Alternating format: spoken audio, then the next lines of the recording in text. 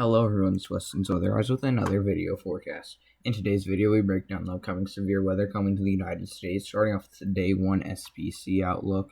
We do have a very large, slight risk, but it is also a very weird looking outlook. As you can tell, large, slight risk of severe weather is in play anywhere from back in portions of Ohio and even parts of northwestern New York, or I should say southwestern New York, pardon me, all the way back through portions of western Texas and the Texas-Oklahoma panhandle. This does go down as far south as Louisiana, and we do actually have an extremely large marginal risk surrounding that.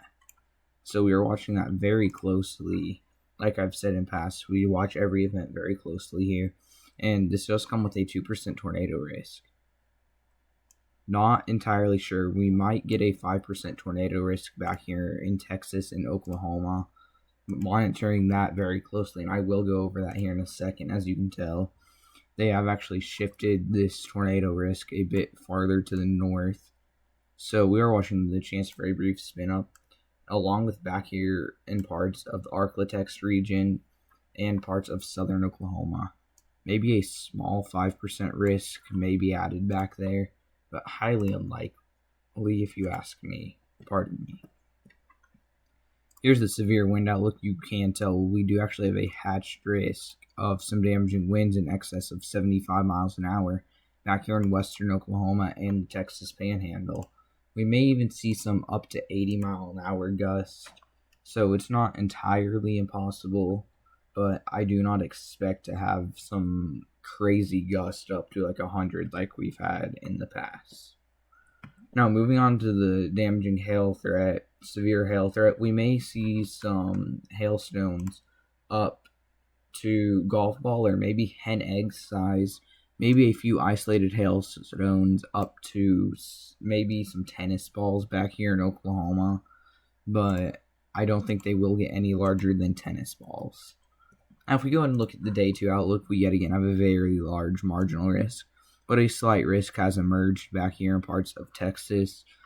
Damaging winds, large hail, and surprisingly enough, no tornado risk tomorrow.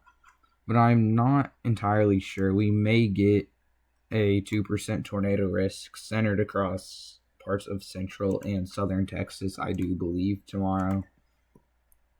But the damaging wind outlook is only a 5%, and the damaging hail is only a 15%.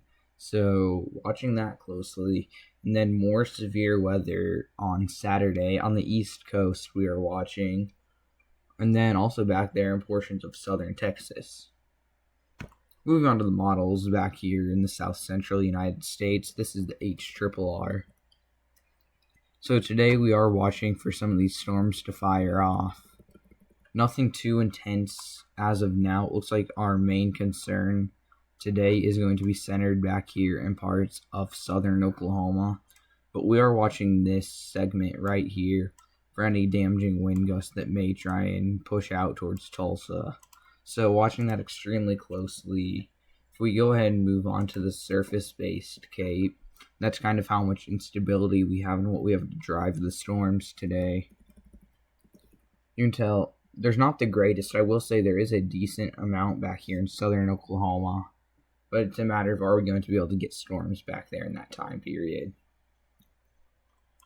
Here we do have the significant tornado parameter pulled up, and we are actually, like I was saying, we may have the chance at a few tornadoes today back here in Oklahoma, across southern Oklahoma and far northern Texas. So we are watching it extremely closely. I do think there is the possibility, but a very low chance of an upgrade to a 5% risk. Composite reflectivity, you can tell here on the NAM 3KM CONUS. It's kind of painting the same picture storm-wise. I will say it is a bit further to the east, but that is that Boeing segment that we are watching here.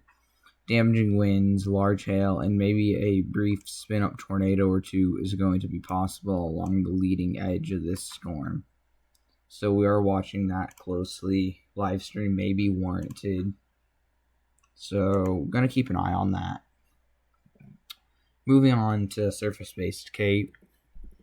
you can tell we are going to get that surge of instability. It's not nearly as high as it was for the HRRR, but it's definitely still there.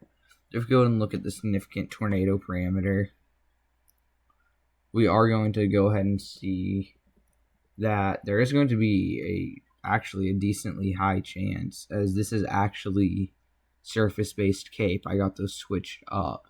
So pardon me on that. So the significant tornado parameter was not very high, but the instability is a bit higher than it is on the HRRR, just not where we are expected to get storms for the most part.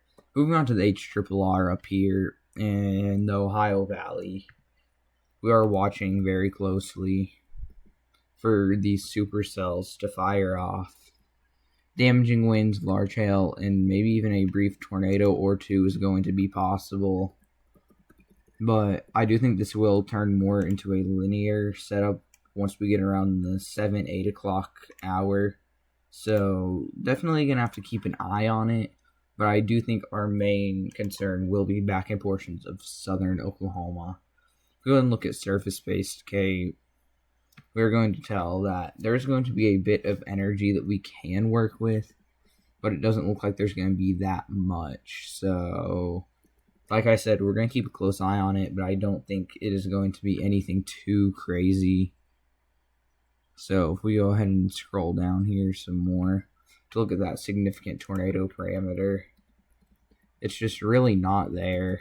And I would not be surprised if we do actually end up removing that 2% tornado risk today in portions of the Ohio Valley. NAM3CAM CONUS paints the same picture. Sporadic supercells are going to go up. And we are going to have to watch that more linear storm mode potential overnight.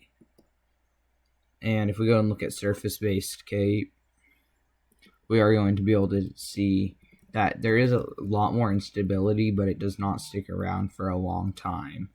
So we are watching it closely, like I said. And that significant tornado parameter, it is a bit higher on the NAM3CAM CONUS, but it's still not significantly high. So it's something that has to be monitored, but is not entirely ruled out of the picture. Hope you guys all enjoyed today's video. Make sure to drop a like and subscribe, as we are only 5 subscribers away from 250. Hope you guys all did enjoy, and I'll see you in the next one. Bye.